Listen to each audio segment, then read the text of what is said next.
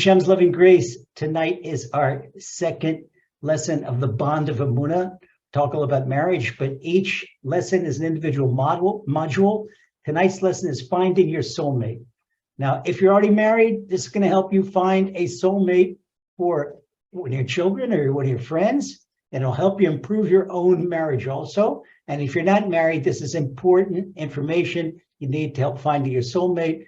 And people that have come to me and said they have been backed up, they haven't been able to find their soulmate because maybe they're looking for the wrong things. Okay, to have to find, you lost something. This is the other half of your soul. You have to be looking for that. Okay, so let's start with this one main idea that a lasting marriage begins with finding your soulmate. Okay, to have a lasting marriage, you have to have a soulmate.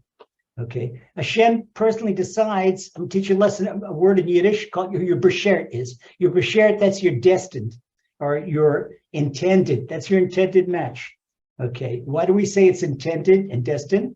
Because the Gemara, in 3 places, the Gemara says that 40 days before a baby's conception, a heavenly voice declares that the daughter of so-and-so is destined for so-and-so. So before Hashem knows that baby's going to come into the world, before that baby is even conceived, it's already declared up in heaven who that baby's match is going to be, and that's talking about a soulmate. So our soulmate is predetermined according to divine direction. We learned all about divine direction. We had a special chapter on Shidduchim, on matchmaking. I'm going to go back, if you have a copy of Divine Direction that turned into a book, you can see that chapter, but we'll be going through a few of the points we brought down there. Okay, who is your soulmate? And why do we say a soulmate? It's not like a partner. I call it a body mate. What Western society calls a body mate. It's called soulmate. Why a soulmate?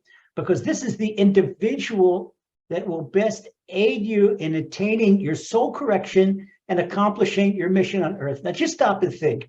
Before you came down here, your soul was under the heavenly throne. It was so close, so close that you can't get any closer proximity to the Almighty. So a basic existential question is, why does Hashem take a soul that's so close to him and throw him away to the furthest spiritual realm away from the heavenly throne? Even purgatory is closer to the heavenly throne than the physical world. Because in purgatory, everyone knows what the truth is. Everyone knows that there's a creator, and everyone knows that he's a omniscient and almighty. Everyone knows that, okay? But here in this world, few people know that. And that's why this is the first place. This is the spiritual freeze. This is the Antarctica for the spirituality.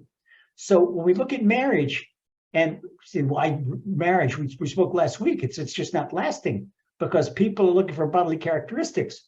But marriage is important. The importance is finding the right partner, the right soul partner, that's the right individual. Because here's the thing, as opposed to the body, we all know what the body's needs are. We all know what the body's looking for. Okay, but few people know what the soul is looking for. What is the soul looking for in a bond with its other half? The other half of the soul. These are the words of the Zohar, that a husband and wife, a man and woman, the 2 halves of one soul. And this is why the voices declare, the heavenly voice, before the baby's even conceived, because the soul is already there. The body hasn't been conceived yet, but the soul is there. And Hashem knows he's going to take this one soul and he's going to split it up to a male part and a female part. And then he decrees, the heavenly decree is that they'll come back together at a certain point in time. Now, you've probably got a lot of questions about that. If that's the decree, then why are there divorces and why are there second marriages? We're going to answer all that, okay? Don't circumvent. And if you don't have your question answered within the body of the lesson, then you can ask at the end when everybody has a chance to find questions. So the soul has 3 main objectives when it wants a partner. The first objective of the soul is to cling to Hashem. And sometimes that soul, it needs help in clinging to Hashem. I'll give you an example. The Gemara says that an arrogant person can't cling to Hashem. It's far away from Hashem, because Hashem says that he, an arrogant person, can't be in the same world. Now just imagine, men, how would you be Popeye the Sailor Man with your nose up the air if you didn't have a wife to bring you back into reality every once in a while? Okay, so a man must have a wife to bring him back to reality. I said, whoa, she's giving me a hard time. Of course she's giving you a hard time, because your nose is up in the air and bring it down. Boom, boom, boom, boom, boom, boom. You got to get a few pops on the nose. Okay, that's the job of the wife. And people complain about the wives. That's her job. That's her job. This is to keep us humble. Keep us, as someone said, what, you mean I've got to be submissive? Yes. Yes, this week, the two couples. The guy goes, I got to be submissive. Yes, you got to be submissive. That's exactly right. Because without her, imagine if you were married to some little Japanese geisha and she said, oh, yes, yes, yes. And she'd say, here's your coffee and here's your slippers. And you'd think you're King Farouk and you'd be so arrogant. That's not good, because maybe it's got light comfort for you, but you'd have a sense of entitlement and you'd be far away from Hashem. Okay, so the first thing is our soul mate helps us cling to Hashem. Second, our soul mate helps us attain our rectification. Hashem created the world in such a way that it's very, very difficult for a person to attain a rectification of the soul alone. And you need a partner to do that in most cases. And the third is to accomplish our mission on earth. In addition to rectification of the soul is something that a blemish person has to correct in the soul. That's the rectification. But the purpose on earth, whether it is you're developing a way to teach special needs kids, you're developing a cure for cancer, you're bringing peace to the world, you're doing something where you're making your mark in the world, you're making the world a better place just by being a nice person, just saying good morning to everyone. You're the nicest person on the block. This is your soul correction, to make the world a better place. Okay, so this is accomplish our mission on earth. So once again, the three purposes of the soul in getting married is, number one, to cling to Hashem, number two, to attain its rectification, and number three, to accomplish its mission on earth. And if the soul did not have its mission on earth, Hashem wouldn't bother sending it down, because now you can understand. And we say to people all the time, people say, oh, Rabbi Lazer, you just flatter me, you just try to make me feel good. No, that you are so special. And what it means that you are so special, Hashem doesn't do things for anything. If you are in the world, it means that the world cannot function without you performing your mission on earth. So you got to do your mission on earth. All right, now, back to the body. Unless the body is subjugated to the soul, the body hinders the soul in a big way, because all the body cares about is its appetites, fulfilling its appetites, and that's physical amenities. So the body is looking for a body mate, where the body sees all these lewd magazines and movies and all this type, and the body gets all these imagine fantasies in its mind. The body is Fantasyland, Walt Disney Fantasyland, and that's what the body's looking for. But that doesn't accomplish anything that the soul needs. And the soul doesn't get closer to Hashem, gets further away from the Hashem. Doesn't receive a rectification, makes it even worse, puts more blemishes on the soul, and certainly doesn't perform its mission on earth. Okay, so the body, what's love for the body? Love for the body is physical infatuation. The guy will tell a girl anything in the world. He'll lie to his teeth that he loves her and everything just to get his physical gratification. And some gullible girls, I believe it. That's got nothing to do with love. Nothing at all to do with love. Okay, so with all this in mind, to build a lasting bond of emunah, we have to pray and search for a soulmate, and we have to put the body aside and let the soul rule over the body. And we've got to look for the person who will share a special, lifelong soul commitment of seeking enhanced priority to Hashem, enhanced proximity to Hashem, and to attain our soul correction and to perform our mission on earth. And we do that together. That the two halves of the soul, we do that together. So people are out there looking for the wrong things, that they can't find. They can't find the soulmate. They're looking for the wrong things. So if you're not married yet, today's lesson is going to help you find your bashert, your intended. And if you are married, it's going to help you not only be a better spouse, but find the right match for your kids.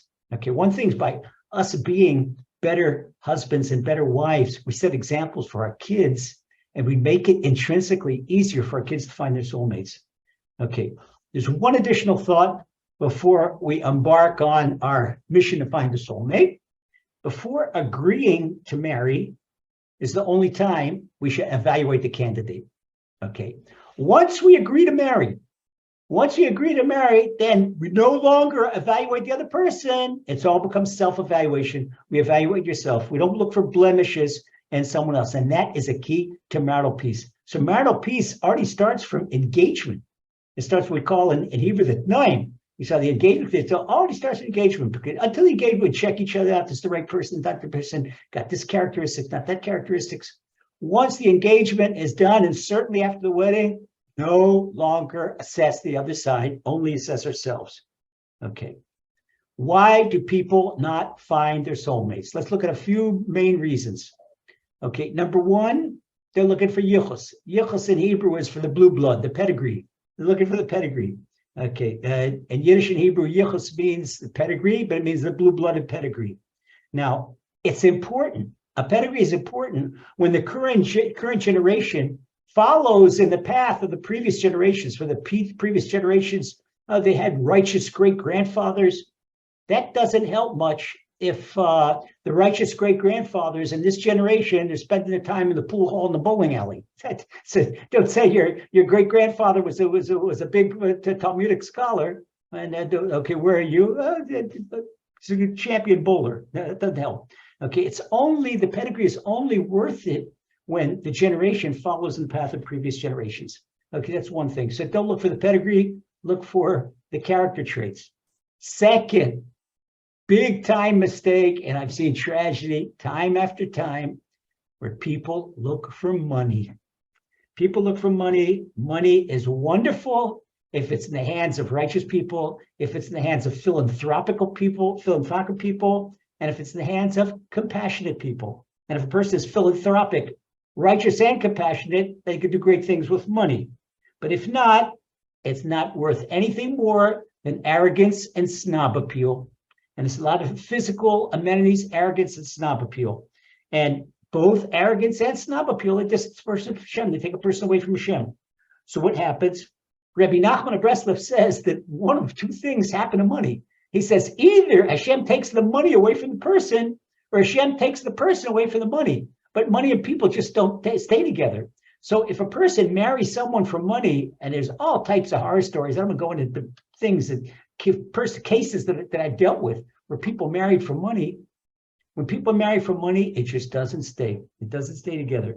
Okay. So marrying for money is the last thing in the world can assure a lasting relationship. As long as the money is there, then it's okay. If the money's not there, then there's no more basis for the relationship. And that is like leaning on this wobbly monetary crutch. Imagine a person that's lame, and instead of walking on a stick, he's walking on a stick made out of $100 bills. It's going to crunch. You can't lean on that. Okay. So as soon as the crutch disappears, person falls on his face. And that's what happened. Okay. So they say that the pedigree doesn't work and the money doesn't work. Now, what's the third physical amenity that people look for? Western society, good for good looks. Guy looks for the girl with the size 4 and the model figure. And she looks for the guy with the 6-pack abs and the 21-inch biceps from the gym. And hey, they're usually gone in a few years. A few years after child number 2, she's not a size 4 anymore. And after he's in the office for a couple of years, the 6-pack abs become 4-pack abs, then 2-pack abs, and no abs at all. Okay, a little bit the midriff. And we see this all the time. I see this in my physical clients. Okay, so if the looks are, unless a person really makes a concerted effort to eat healthy and to work out hard. By the way, it's staying looking good. It's 80% eating and only 20% in the gym. People get that all wrong. It depends what you eat. You can't be in the gym and eat junk food. And it's still, the guy's got iron stomach muscles. If he's flabby and eats a lot of white flour and white sugar, he's not going to have the 6-pack abs. So if you're looking for Mr. or Miss Hollywood, it's kind of like the money, because it's not going to last. The good looks do not last. And something even worse. People with movie star looks usually have movie star character. Movie star character is bad news. Movie star character that's egocentric, that's all, that a person's on a high with himself, has no care or no cognizance of what's going on with the other people, with the other person. And that's why it's a known thing that the Hollywood actors, they're married 6, 7, 8 times. I don't want to marry because don't want to mention because of rabbinical discretion. But one particular very, very popular Hollywood actor from about 10 years ago television show star.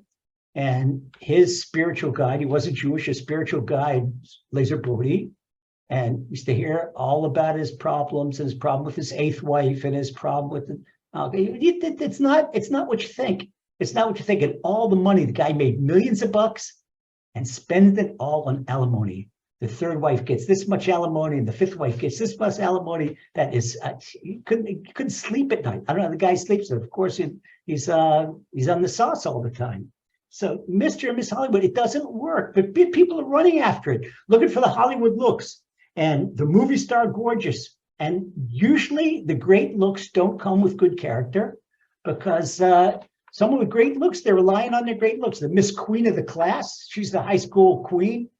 She knows everybody worships her. Everybody worships a good look. She doesn't have to culture her character, a good character. And good looks, they don't stay. If a person is mean, a person yells, when you're married to a person who may look gorgeous and they don't smile and they yell, it's a face that look like Dracula. The good looks, they're gone. They're gone. Good looks depend on character. And you could see a person with maybe the guy is so plain looking, and like the girl said, well, Rabbi, I want a nice looking guy. So look good. If the guy, all he has to be is 2 levels better looking than a chimpanzee. If he's 2 levels, but 1 level, I agree with you. Okay, 2 levels better looking than a chimpanzee. He's a good character. If the guy's got a good character, he's going to be attractive. And people look for Miss America, but if she doesn't have a good character, you are going to suffer. And a lot of people, they did, that's another mistake they made. 4th mistake they made. Okay, what we say, people are looking for pedigrees, and people are looking for money, and people are looking for good looks. And now what's the 4th mistake parents make? They're looking for what they call in Yiddish, the Spitz. The Spitz is the best boy in the class and the best girl in the class, the sharpest guy in the shiva. You know what Spitz means? What the Spitz is the tip. It's the sharp point. They call sharp point Spitz because the guy's got a sharp head. He's sharp. But I say interpret different. Spitz is like a point of a needle. He gets stuck with it. The guy, he's every called number 1, is the smartest guy in the class. So he too, he's arrogant as they come. And it's not that you take a plain guy who knows he's not the smartest guy. He's got to learn that page of Talmud 100 times. 100 times. I know when I was in rabbinical school, I was an agriculture graduate.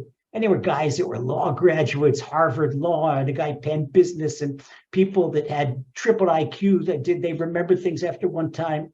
I'd learned some stuff 100 times to get to the level, 100 times. And worked so hard. There were plenty of nights for tests. I cried, plenty of nights. But you see, it's like the tortoise and the hare. And I had with a lot of these brilliant classmates where they ended up, and where the tortoise Lazer, where he is. It doesn't matter. In the long run, it doesn't matter. It doesn't matter. Okay, so put the Spitz aside. The Spitz is also going to be full of arrogance. And is not going to be a nice son-in-law and not going to be a nice daughter-in-law. If you get that guy that the Spitz, he thinks he's the best boy in the shiva, he thinks he's going to know more than his father-in-law. And the girl that she thinks, she's not going to listen to her mother-in-law. You're not going to have a good relationship with either. Okay, so in most cases, like they say, the Spitz in Yiddish, it sticks, it hurts. Okay. So now I say that there's the 4 big mistakes that people make, okay? They look for the best kid in the class, the most intelligent. They look for the best looks. They look for a family with money, and they look for a family with a pedigree. Nothing that we just mentioned will ensure the happiness of your son and daughter. Nothing. And stop and think, when I'm looking around, I'm looking at faces here, and I see those of you that know your families and know your kids, and the kids are happily married, and they're married to regular kids from wonderful families, and that's so remarkable. But they get the characters are impeccable, and the kids are happy. And when your kids are happy, you're fantastic. Your grandchildren are going to be happy, and everybody's going to be happy. You know something? When there's happiness and there's a bond of the soul, they were talking, a bond of emunah, they're going to have parnas, they're going to have income, they have good health, and have everything. Okay. So now stop and think. What are you getting married for? And why are you marrying off your children? For the neighbors? Oh, so that people in the synagogue can say, oh, we married the best boy in the shiva. For your own ego trip? And you got to do something, what we say, assess ourselves, because a lot of people do this. It's their ego trip that the highbrows in the synagogue, oh, they're married to the best family in London. Oh, come on. Okay, but the kids are miserable. And then they're already, when they're miserable, they come to Lazer with the Shalom Bride problems, or somebody like Lazer. Okay, you know this, it's all a big bluff with a capital B, BLUFF. It's all a bluff. And everything that is done for the benefit of the facade on the outside, that's cosmetic. At night, you wash away and you're left with the real face. Okay, the makeup goes away. Now, the Zohar, this is not my words, this word's the Zohar. But here for me is a practical difference to what Rabbi Shimon Bar Yochai says in the Zohar. The Zohar calls the world Alma Deshika. This is the world of deceit, the world of lies, okay, the world of falsehood. So we see what many people regard as the dream shidduch. Shidduch in Hebrew means match, the dream match. Shidduchim is matchmaking. Shadchan is matchmaker. Okay, these are words that we roll off our tongue, but I'll try to stick to English. Okay, people dream the dream match, and they talk about the money, and they talk about the pedigree, and they talk about this, and they talk about the lineage, all kinds of stuff. Okay, and they talk about the high academic status. Not a single parameter in that dream match marries, because if you don't have the good heart is the one on the left side of the check. Maybe pedigree is nice, okay. The fact the person is intelligent, that's nice. Don't have the good heart and the good character traits, it's all 0, 0, 0, 0. You can have all these extra traits, but it's got the good heart and the good character, that's the one on the left side of the check. If you don't have that one on the left side of the check, you're left with nothing. And sometimes it's worth nothing, because you spent a lot of money on a wedding, or a lot of money helping a new couple get a flat or something like that, and you're still with debts. It's not nothing. You're in the hole. Okay, and now they're not happy either. Oh my goodness, heaven forbid. Nothing could be a bigger curse for a parent to marry off a child and to spend all this money and all this time and all this effort and to find it and then not be happy. Or if you're marrying off yourself, you go to all the effort and then find out and it's not right. No way. No way. So the chances are those 4 things I mentioned, pedigree, money, good looks, and academic stature, that if they come without a fantastic good heart and without the fear of God, you've got the formula for a narcissist. It is not fun to be married to a narcissist. It's not fun, because a narcissist won't see you. You won't have a partner. The narcissist, he's got a partner. He looks in the mirror and he's got a partner. That's the only partner that the narcissist cares about. Okay, so that brings us to the situation we just saw. This is the losing game, the 4 things that mistakes people look for. Okay, now we're going to look for the right thing. Look for the good heart, the few people look for. Okay, if you find somebody with good character and emunah and a good heart, go to your rabbi, get a marriage contract, sign the dotted line. Sign the dotted line. That's the 3 things you want. Emunah, a good character and a good heart, home free. You're going to be happy for the rest of your life. What's it, one song? If you want to be happy for the rest of your life, you got to marry an ugly wife. Take my personal point of view. Marry a girl who will love you. Okay. Maybe if she loves you, she got a good heart. The old song. All right. But it was that people laughed at that song, but there's a lot of truth to it. A lot of truth to it. You take somebody that's got no pedigree, average family, average working family. Father's an accountant. Father's a God-fearing individual. He prays in a minyan, and he's not enough money to live on. No big bucks in the bank, and the family's got an IQ, and they're pleasant people, but you wouldn't sign them on a Hollywood contract. That's a family, but they're nice. They're nice people, and they're polite, and they're considerate. But that's a family. But so many in shidduchim, oh no, this is not a highbrow family. I can run to the boys. Oh, look who I'm marrying my daughter off to. People avoid this. No, it's the exact opposite. This is the world of lies. This exact family, that plain, nice family, that's the exact family you want to go to. And that's a family you're going to find the nicest kids. I guarantee you'll find the nicest kids from these families. Because this the families that the dad and mom got a great heart. And dad and mom got a great heart. The kids have good hearts too, because they're compassionate and they're kind. They don't have their nose stuck up in the air. And they're kind to people. They don't say good morning. They don't have to say please. They don't have to say thank you. Who is he that I should say good morning to? Who is he that I should say? I sit in the eastern wing of the synagogue with the highbrows, with the high, and he sits in the back, the plebeian, okay? And he works for, he drives a mail truck. I should speak to him. Come on, get out of here. Get out of here. Put a pin. Now I need a Spitz to deflate this guy's balloon, all right? But I'm not going to do it. Hashem will do it. Hashem will ultimately deflate these people's balloon. Okay. Take the good heart. A person with a good heart is compassionate. A person with a good heart is kind. A person with a good heart is considerate. What more do you want in a spouse? Kind, considerate. This is what you live with, 320. And if they got a Muna, they live a Muna hour, they read a Muna books, they learn a Muna. You know what's good with the Muna? They're never going to raise their voice, and they're not going to blame other people for their problems. Oh, it's your fault. No, everything's from Hashem. And they look for Hashem. They're going to be happy with whatever they have. They're happy with their lot in life. That's the Irish lottery. Okay, a person with good character and with emunah, it is heaven on earth living with such an individual. So here's a big discount. I'll give you a big discount. Okay, so what do? Listen to Rabbi Lazer. I got to find a person with emunah. I got to find a person with a good heart. Got to find a person with good character. I'll make it easy for you. Just look for the good heart. Just look for the good heart. You know why?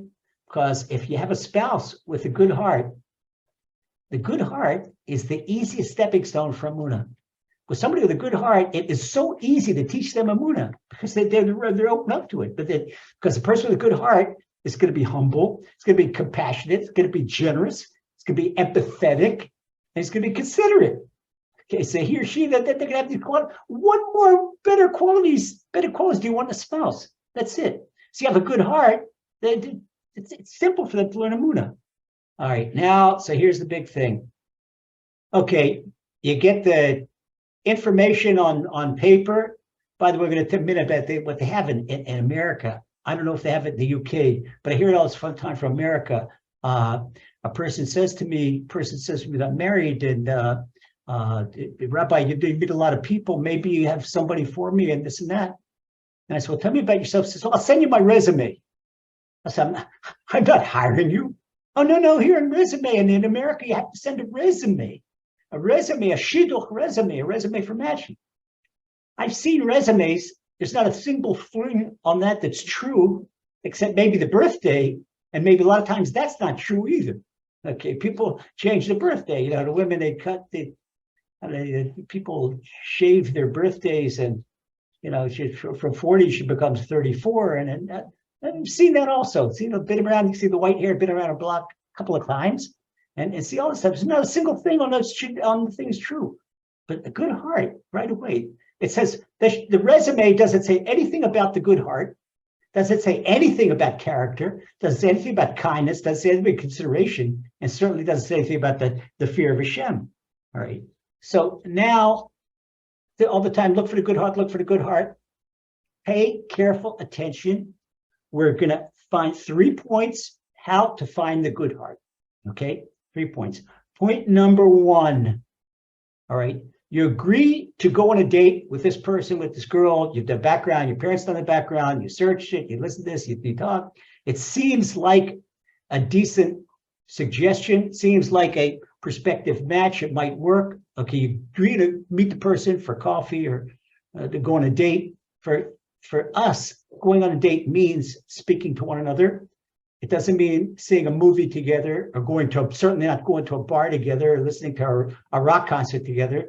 Because being together means being together, it means speaking, communication. You got to get to know a person. You don't get to know a person doing some type of entertainment.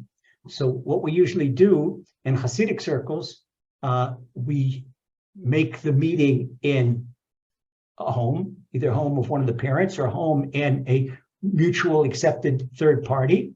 but it is chaperoned. But the young couple is not left alone. Chaperoned, they're not in the room. They have their privacy on room, but in the next room is the family, the couple, whatnot, a young couple. All right. And it's done in a very respectful, very honorable manner. And I was very pleased to see this, that when I don't mean to embarrass anybody, but this is praise. When I was had the privilege of being in Malvern a few times, and we see that the Noahide community in Malvern, they do it the same way we do it, the same way, very respectful. It's so beautiful. And then they're beautifully married people. So that's bravo. That's just one of the many, many, many, many reasons that I just love this community and love visiting there. They just do things the right way. They do things the right way according to Torah. Okay, so you get together, you get the young couple together, and the family says background, it looks like a good family, looks like a good prospect. So you sit down and talk. Now you sit down and talk, you know nothing about one another, unless maybe the families, if they're families from the same area, maybe they grew up with each other. That's also a good thing, because here in Israel, a lot of Hasidic families, they marry into one another because you know the family intimately. You know the candidates since they were 2 years old, since they were 6 months old. And that also, now the families know one another. And so there's usually no surprises. That's a good deal. Okay. But if you don't know the other family, if your situation, you live in Los Angeles and they've got a suggestion for New York and you fly into New York to meet this young lady and you see her for the first time. Okay, young lady, young man, how do you know who's got the good heart? Question number one, is he or she a good listener? Okay, first of all, the man has to be the good listener more than the woman, okay, because a woman naturally, the way she's built, okay, she's more talkative than the man is.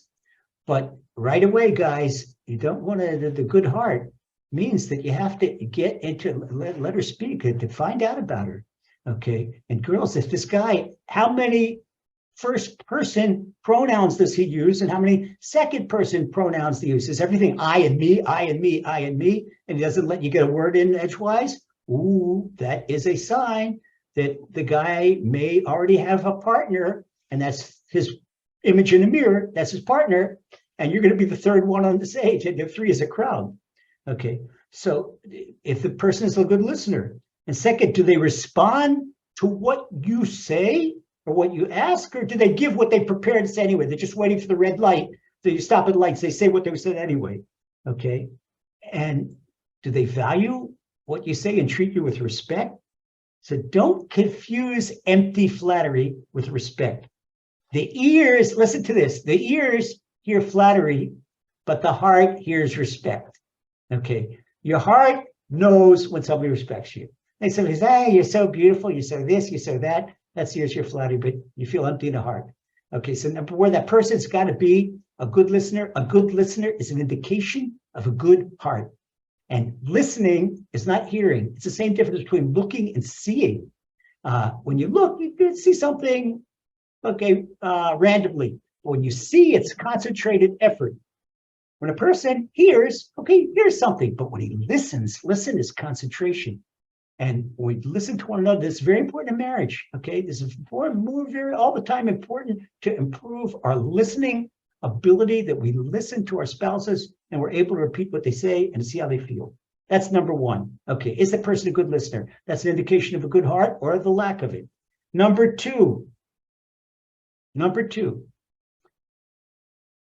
when you first meet the person and he or she first starts to speak, look away, look at the eye, close your eyes, do something for a few seconds, focus on the voice, don't look at the looks. Because in Western society, we're right away blackmailed by the looks. In other words, bowled over by the looks. If we like the looks, then that's it, then we accept it anyway, even if we're not, don't like the looks, then we don't want to hear about it. Okay, listen, King Solomon says in Proverbs, Toras chesed al lishonah, that she has the words of compassion on her tongue. You can hear a good voice. I can tell you people with many instances where people have taken that advice. I'm even talking about my own children, where they went on a date with someone physically gorgeous, but then empty. and then went on a shidduch, a date, match date, with someone that was very plain looking, okay, but so kind, and end up marrying this particular person. They're happy with 10 kids, and once they get married and they're happy, they're beautiful anyway. Okay, so here, listen to that voice with closed eyes. Is there friendship in that voice? Is there compassion in that voice? Is there kindness in that voice? Or is there self-interest and self-centeredness? You can hear, if you close your eyes, you can hear what a person is. It's all about himself or herself. Okay, so the important thing in finding good heart is don't let physical attraction overwhelm your good judgment.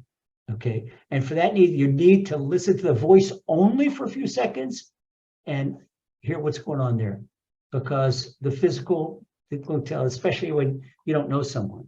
When someone can be very attractive, but afterwards the negative character is apparent, the person won't be good looking anymore. But if you don't know a person, maybe look like he or she is good looking because you don't know them yet. So you have to listen to the voice. Okay. And number 3 is something we mentioned already, are most of the pronouns first person, I and me. If the person is completely talking about I and me, then that indicates a focus of the self. So a predominant portion of you pronouns, what makes you happy, what makes you tick, what are your aspirations, what are your goals? Because good-hearted people care about others where self-centered people do not. All right, now, so do that, the 3 tips, okay, what's it? The good listener, and does have a voice of compassion, and if the first person is second person pronouns. 3 small tips that'll really help you identify a good heart. Okay, it might sound contradictory, but in finding a soulmate with a good heart, you have to use your brain and not your heart. To find the good heart, don't use your heart, use your brain. Okay, objectively as possible, ask yourself, is that person kind or considerate? And to say that you have to look away from looks. As soon as you get connected with looks, that's emotion. That's not brain. Attraction, physical attraction, that turns the brain off, that turns the heart on, and it takes the left side of the heart, which is infatuation and not love, because love comes from the right side of the heart. Okay, objectively as possible, ask yourself, the person is kind or considerate. If the person is even-tempered, dependable, modest, these are all characteristics you need in a spouse. And ask the person another thing: does the person come from a family with healthy interpersonal relationships? Okay, sometimes people come from dysfunctional homes. I'm not saying throw the person away because it comes from a dysfunctional home. Because a lot of times a person may be the exact opposite. He said, I'm not going to be like those parents. But many times it's 50-50. It's one way or another. Something wonderful people come from dysfunctional homes because they have such a bad example. It turns out so much they work 3 times as hard to do the exact opposite. But some people fall in the way. They speak to their spouses like their parents spoke to their spouses. So you have to be careful with that. Usually when people come from a home where there's shalom bayit, there's marital bliss, and husband and wife talk really nice to each other, that's the way the kids are. Okay, so you got to do your homework, and by all means, don't just trust your judgment. Speak to the prospects, teachers, the prospective person. He's got teachers, he's got spiritual guides, perhaps he's got neighbors, classmates. He's got a roommate. Person goes to university. Speak to the roommate. The roommate's going to know whether he or she is kind and considerate or not, or whether they're bullying the room. So speak to them, okay? And all these things will help you. You are allowed, there's not time, you're not prying. If you're looking for a match, you are allowed to consult anyone you like, and you just need information to make a judgment. Plus, if someone asks you about someone in order to make a match for someone they know or for their child, you're allowed to answer, but only answer with the information that is necessary for the match. Okay, you don't have to say add all types of other things. All right. A lot of people say that, okay, wait a second, you got all these things, all these Hasidic concepts. Okay, I wasn't born with a beard, wasn't born with the side curls, and I came from the other side of the fence. I know what's going on both sides of the fence. So the one thing, yeah, we have dating, but our dating by us is for the purpose of getting married. And if you go on a date and the date only looking for a good time, bye-bye, take a walk. You can have a good time. You don't need a date. You can have a good time with your boyfriends or with your girlfriends or doing something else. You can have a good time putting on your Nikes and your New Balance and just running around the block or running across country. Okay, sipping a milkshake together is nothing about the future. Okay, so whatever you do, and I stress and re-stress and re-stress, don't let physical attraction and meaningless coffee house expressions of love make your head spin, because they're nothing. You have to talk to friends and acquaintances. And if you want real love, as any combat soldier, real love is under fire. Okay, when the bullets are whistling and somebody's willing to cover your back or to go the limits for that, that's real love. You have that in marriage. When you see that in difficult situations and a husband stands by a wife, and sometimes they've gone through sickness together and they've gone through, wow, really tricky situations together, and they stay together and they're stronger. That is love. That is real love. Okay, so speak with the roommates, and especially if you're not from an observant background and you have someone that also not from an observant background, speak to roommates, speak to people they know, and be very careful if you can identify a lot of stuff that people keep in the closet. Like they've got closet addictions. Person may be in drugs. Person may have a porno addiction. Porno addiction is terrible. To marry a person with porno addiction, that's as tragic, tragic, tragic. And try to establish all this stuff, because it might be unpleasant to be a FBI detective now, but that's going to save you a lot of grief afterward. All right. So look for the good heart. Again, I stress the good heart. You'll be happy for the rest of your life. All right. Now, today's false world of shidduchim, even in the Orthodox, so it used to be that divorce rate by us was about 7%, and now it's doubled. It's up at 15%, because things are going haywire, and kids are looking, I've seen kids that 3 months after marriage, they don't want to work hard. They're used to mommy and daddy doing everything for them, and they think their spouse do everything for them, and it's not like that in the real world, and they're not ready for marriage, They want to throw it all in. Okay, so what happens in the world? It's like the world of lies. Look at what happened. If we said that the people are looking for the pedigree, and people are looking for the good looks, and people are looking for the academic, and people are looking for the money, all right? So imagine in this false world of shidduchim, matchmaking, along would come a Rabbi Akiva. Okay, Rabbi Akiva is the father of the old Torah. The Mishnah and the Gemara come from Rabbi Akiva. Rabbi Akiva was the son of converts. Rabbi Akiva was illiterate till he was 40 years old. Rabbi Akiva was a migrant agricultural worker.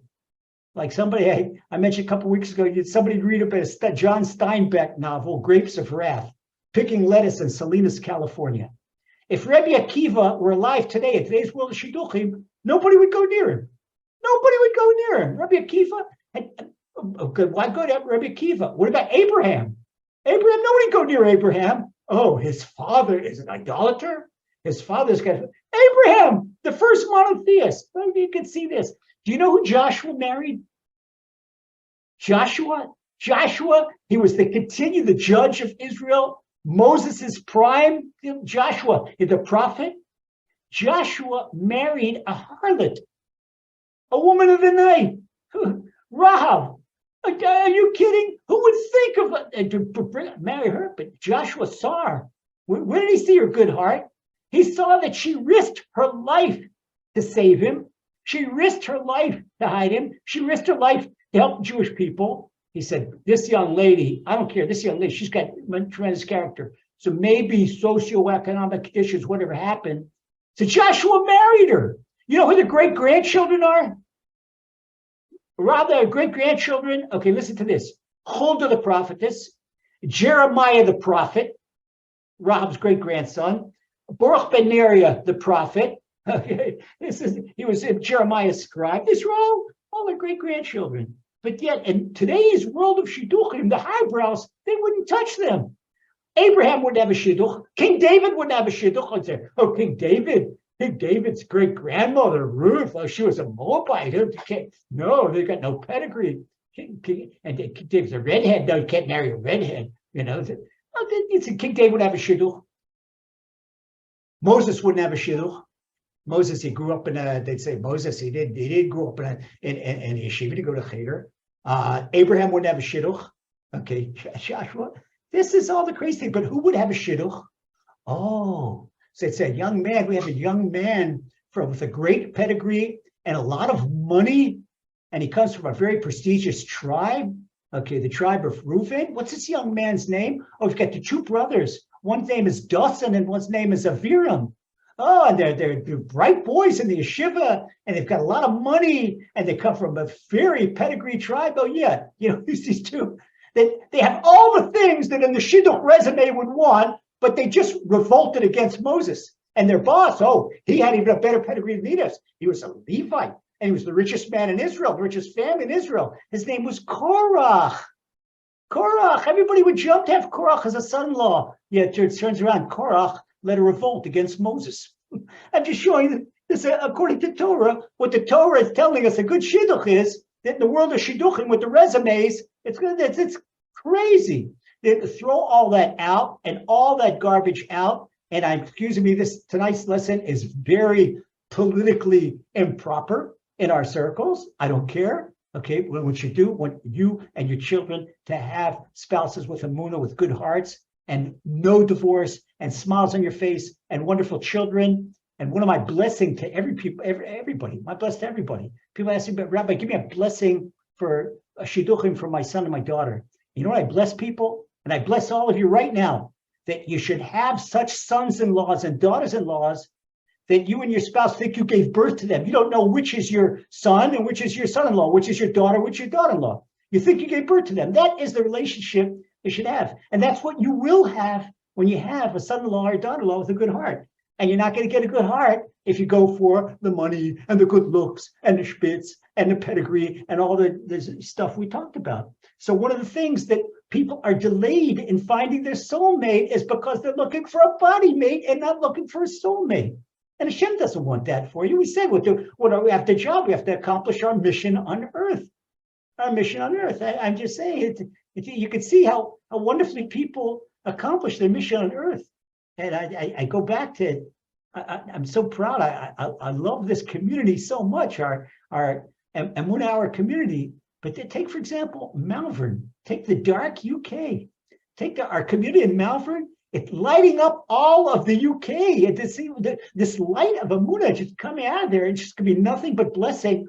I don't know. It could be a big blessing to the entire UK because of that community right there. It just, I don't have enough praise. And we have community like that in Singapore, and a community like that among the Native Americans in South Ontario, another community like that in Texas, in Southwest Texas.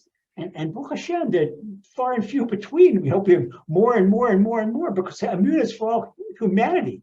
This is not lessons. Our Emunah, our lessons are not for Judaism, they're for humanity, because Emunah is the first principle of Torah, and it's for all of humanity. Emunah is also the first of the 7 Noahide laws. Okay, so if your shidduch is delayed, don't blame Hashem. Listen to today's lessons, go back and say, hey, maybe I've been looking for long things. Maybe I've been looking for Mr. Flashdance or whatever. Okay, so pray, Hashem, help me find the right thing and help me look for the right thing. I'm going to conclude tonight's lesson before we go into questions and answers with a story. It's a true story. It's a true story about Rabbi Chaim Halberstam, the holy Divrei Chaim, the first Sanzer Rebbe. Okay, and don't be blinded by a blemish. Don't be blinded. It's like a blemish. Don't let a blemish blind you. Okay, because when you find an ideal soulmate, the Yetzer doesn't want it to happen. So to discourage you is with another word in Yiddish, a knetch. A knetch is a blemish. It's like when you have a perfect hat and your hat gets a dent in it. A knetch is the dent. It's a blemish. Okay. So I take that first image, you say Miss America with the snobby girl. There won't be any apparent blemish there. On the outside, it's all cosmetically perfect. But you take the girl with the good heart, the guy with the good heart, it's going to be a blemish. Maybe the person has some type of physical impairment or something, or they were recovered from a sickness. Don't let that get in the way, because according to, you find a perfect shidduch, then that's what happens. I'm going to tell you the story about the Divrei Chaim of Sanz, Rabbi Chaim of Sanz. He lived between 1793 and 1876. And in the Hasidic world of the early 19th century, parents arranged the matches, usually rabbinic families, they arranged the matches. And a lot of times you didn't see your partner till you stood under the chuppah, under the wedding party, under the wedding canopy. You're about to get married. It's the first time you ever saw each other. All right. So Rabbi Chaim Halberstam, that's the Divrei Chaim, Rabbi Chaim Halberstam's parents arranged a shidduch with the great Rabbi Baruch Frankel Tumim. He wrote a famous book. He was the rabbi of Lipnik in Poland. He wrote a book called Baruch Tam. He was a famous posek, famous religious lawgiver. Okay. And the Baruch Tam had a daughter named Rachel Fegi. Okay. So they matched up, the parents matched up Chaim, who was a brilliant boy with tremendous fear of God and a much higher spiritual level than people even knew about. He was secretly, as a boy, he knew Kabbalah just as much as he did Gemara. He could look into people's, he was a very, very, very high level. Okay. So Rachel Fegi, she was very interested, who this guy is married to. And, they thought, okay, we'll see you, bye-bye until the chuppah, the wedding canopy. But she found out usually what time Chaim walks to yeshiva, from his home to yeshiva, and she looked through the window, the living room window, and she saw Chaim walking to yeshiva. And she saw Chaim dragging his left foot. What? He's lame? She says, I don't have any blemishes. They're going to marry me off to a lame husband? And she looks, she's, I'm a nice young girl, healthy, this and that. I gotta have a lame husband. And she told her parents, she says, Mommy, Tati, you can't do this to me. But they say, but the boy, he's a brilliant boy, and he's pious, and he's got a wonderful character. Yeah, but she says, but he limps. And they wanted to call off the shidduch. All right, so Rabbi Baruch, he went to see the Tarnagrad Dayan. Tarnagrad Dayan, that was the Rabbi Chaim's father, Rabbi Aryeh Leib Halberstam, and they discussed the issue. What he told Chaim's father how his daughter felt, and Rabbi Aryeh Leib, Chaim's father, called him into the room. Together was Rabbi Baruch, which was Rachel Fegi's father, and they talked to him. They said, listen, she sees that you have this blemish and she wants to call off the wedding. And so Chaim says, he says, this was something unprecedented. He said to the two fathers, he said, before she calls it off, I want to speak to her. So they agreed. It's less revolutionary to let him speak to her than it's not nice to call off a shidduch. So Chaim met Rachel Fegi and in one of the parents' houses, and they closed the door so they could speak privately, and he no longer concealed himself. He was a young lad, but he let himself show a spiritual level, and he said to her, Rachel Fegi, I know you're a year older than I am. And up in the heavenly realm, before I came down to the world, since you came down before me, I saw that they were preparing you to come down the world. And I saw that there was an angel who attached a limp to your left leg. And wow, I said, you're going to come down here at the left leg. And I saw it's really difficult. So I ran up to the heavenly throne, and I knew you're the other half of my soul. And I pleaded to the heavenly throne. I said, listen, a mother, she needs to take it seriously. She says, so someone did say, a limp is terrible for her. It'd be easier for the father, especially if he's a Talmudic scholar, he's going to sit in the study hall. It's going to be walking. Mother has to walk back and forth, take her kids here, take her there, go to the market, go here. And I accepted that limp. I asked them to transfer the limp onto me. I took the yoke of your handicap onto myself. So at that point, Rachel Fegi, with her heart, she knew he was telling the truth. She knew he was telling the truth because she felt this that. And she right away agreed to get married. They had married, they had children, and everything. Okay, that's a true story, very true story. There's a takeaway to this story. If you've got a spouse with a good heart, a good character, and a good disposition, then that is a prime prospect for 120-year birthday spending together. And if that's your prospect, a marital prospect, marry the person, okay? But the evil inclination is going to try and mess it up. So evil inclination will try to find a blemish. Now, if you're married to your soul partner, the evil inclination tries everything to get you divorced. So try to see a blemish in your partner. When you see a blemish in your partner, stop and think that should really be your blemish. But your partner, out of love for you, before you came down, your partner decided to take that blemish on yourself. Oh, you said that the partner's got a sickness, partner's got something wrong. No, that should have been yours. And your partner, out of love, took that upon himself or herself. Okay, so just stop and think about that, and you'll have shalom bayit. You'll have marital peace for a long time. So that is a gem of advice I want to leave you with. Imagine that the blemish belongs to you. And out of so much compassion, that's what your spouse does for one another. Okay, so how can you turn away such dedication? All right, so with that in mind, hopefully next week, before we go to Manchester, next week we're going to talk about what love is according to Torah. Meanwhile, God bless. Have a wonderful week. It's great to be together. And for Hashem, all your heart's wishes.